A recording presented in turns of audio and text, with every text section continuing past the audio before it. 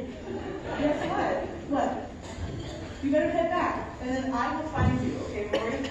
I can't wait for all these stories.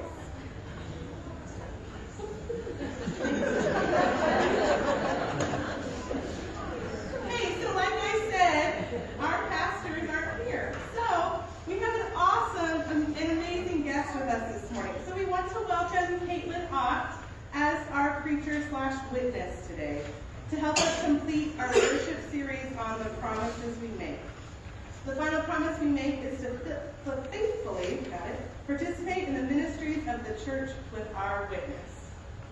Kate has recently been interviewed and recommended by our own staff parish committee as a candidate for ministry, and she will be voted upon at our charge conference. She has also served the past 2 years as Woodlawn's lay member to annual conference. She is married to Dr. Jake Ott, and they have 4 children. She is also the daughter of Jenny Atkinson Hall, who is also a certified candidate for ministry, filling the pulpit each week at Greenwich United Methodist Church. And also, she has been in the past and will be again an awesome volunteer for me in the children's ministry. So I just want to give a big welcome to Caitlin Ott.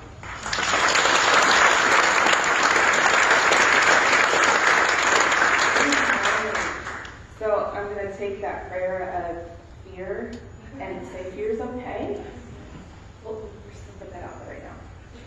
So my scripture comes from Esther 4:11-14. That is page 400 in your book. All the king's servants and the people of the king's provinces know that if any man or woman goes to the king inside the inner court without being called, there is but one law. All alike are put to death. Only if the king holds out the golden scepter to someone, may that person live. I myself have not been called to come into the king for 30 days.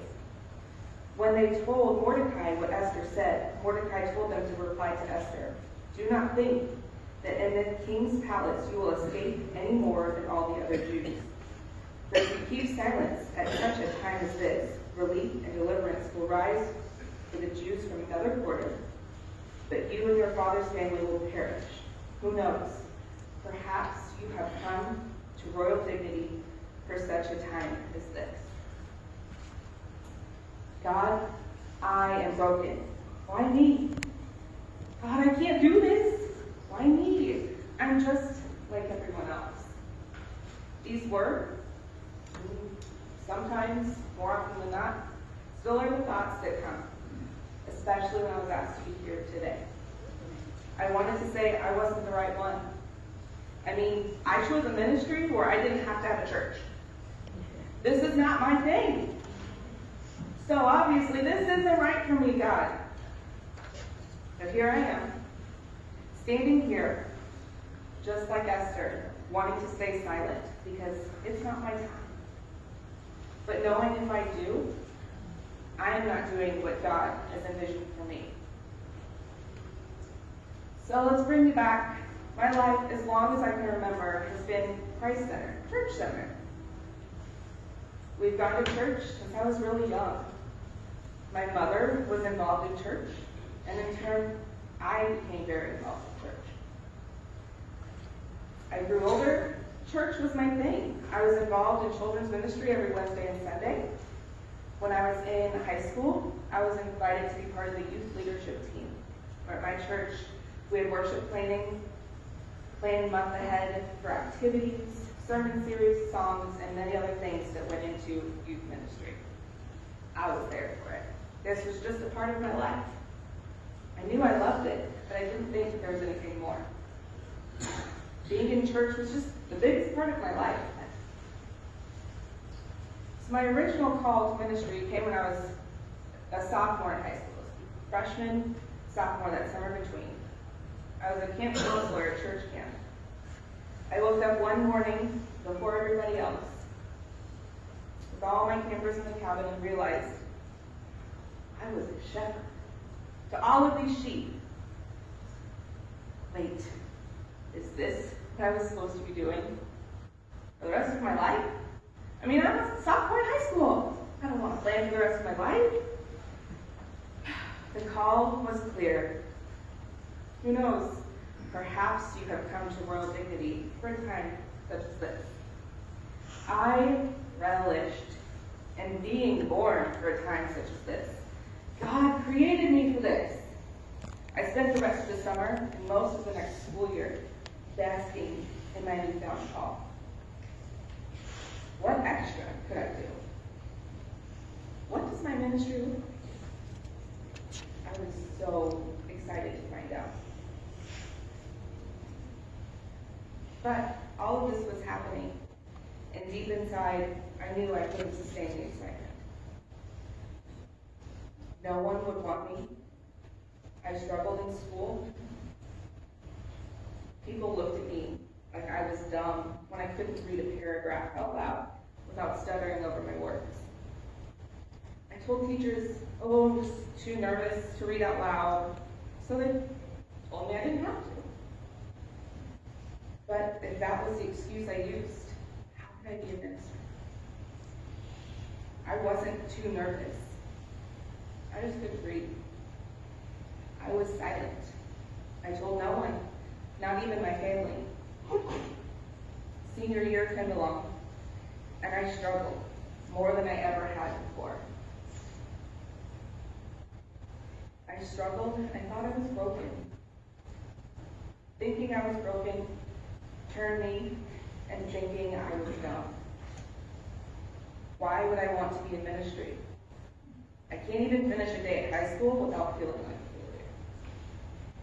Something wasn't right. And the last semester of my senior year, I found out that I had profound dyslexia. I was afraid that people wouldn't think I was able to do a ministry job because I struggled, because I was dumb. I mean, all of my teachers thought I was already, or just that I refused to apply myself to get the grades that I could. They thought I was lazy. I hid from my call, even when it kept coming back to me. Who knows? Perhaps you have come to royal dignity for a time such as this. After I graduated high school, I went straight to community college, where I earned my EMT certificate. I started working right after that, not thinking about any other schooling. I mean, I had something that I could make a career out of.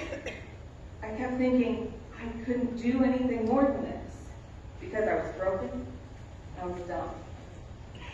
So I remained silent. But it was this job that truly showed me my love for people. Broken people, just like me. People from all different walks, talks, and backgrounds. They needed me at their worst times. Fast forward a couple years, a marriage, 3 bonus babies, 2 600-mile moves, and a baby of our own. I was comfortable. I lived a life where I could minister to the broken, but I never really had to put myself out there. People also didn't have to know that I was broken. Right after we moved back home, a friend of mine took me to Tabor College in Wichita for an evening social and to look at programs. I had no intention of going back to school. Fast forward, remember I have 4 kids that I have to put through college. So I had no intentions of ever going back to school. But my friend told me, there's going to be ice cream. So I went. And I was there. The next day I enrolled in 2 classes. Just to, get a feel with the online platform. Nothing more.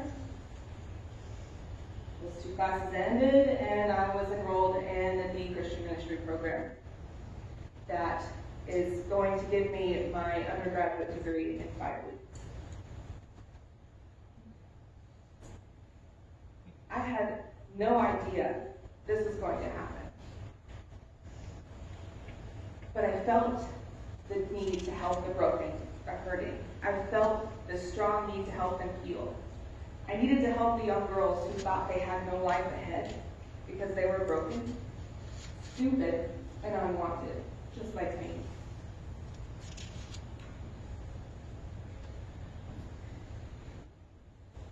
But I could no longer do that as an EMT.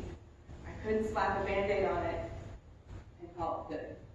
There's something so much deeper. So, I will complete my Christian ministry degree in just under 5 weeks, graduate with my bachelor's degree. Profound dyslexia?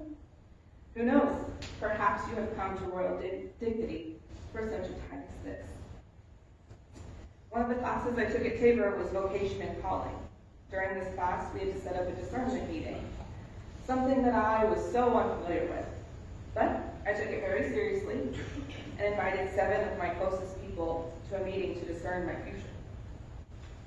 I mean, I wasn't even supposed to be in college, so we really needed to discern my future. It was during this meeting where it was confirmed and affirmed that I was on the right path to becoming ordained in the United Methodist Church, specifically to work with the broken and hurting people needing spiritual healing outside the church. But God, I'm broken. How can I minister to these people when I'm not complete yet? Who knows? Perhaps you've come to royal dignity for just a time as this. I was given an opportunity to be a chaplain at a local hospital, a chaplain intern. So, that's where things all start changing. I thought, why not? This could be a stepping stone into something that I'm going to do later. But there is no way that I could do full-time ministry in people's hardest moments where they don't even know where God is in their life. There's no way I could do that.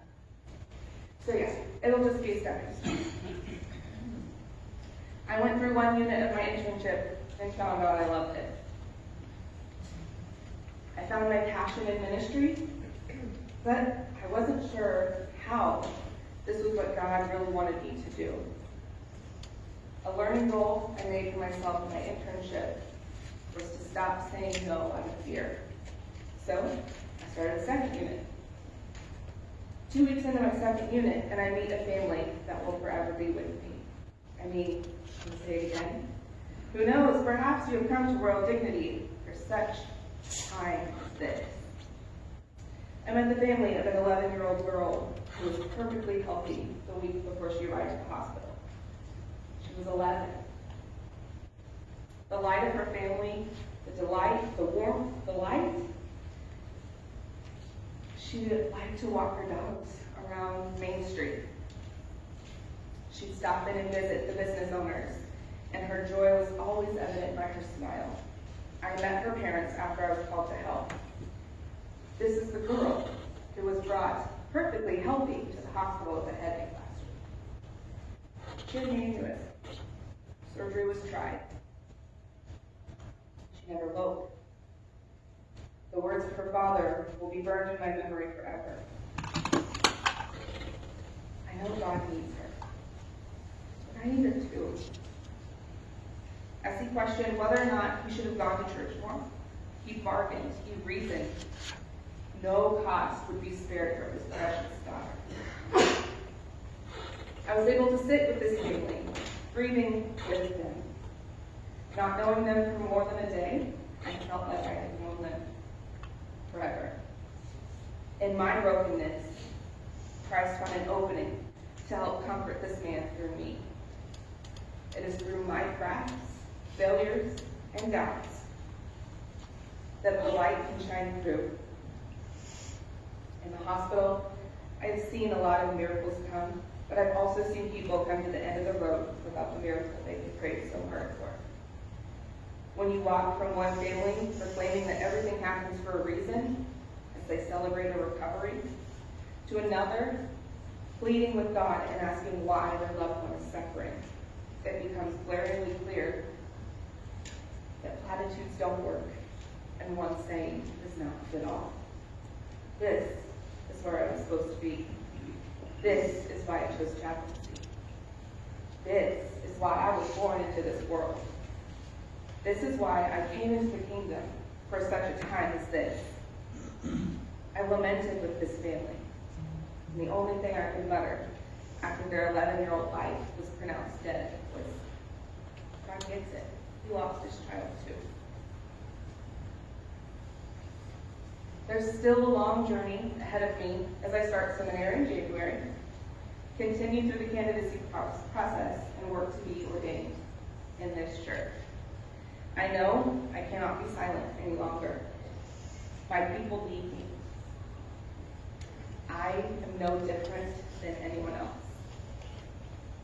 Yes, but God has chosen me, appointed me, and set me right where I'm supposed to be. And as for right now, I give my life. I am a witness to the Lord. I cannot be silent. This is where I am meant to be. All right, Lord.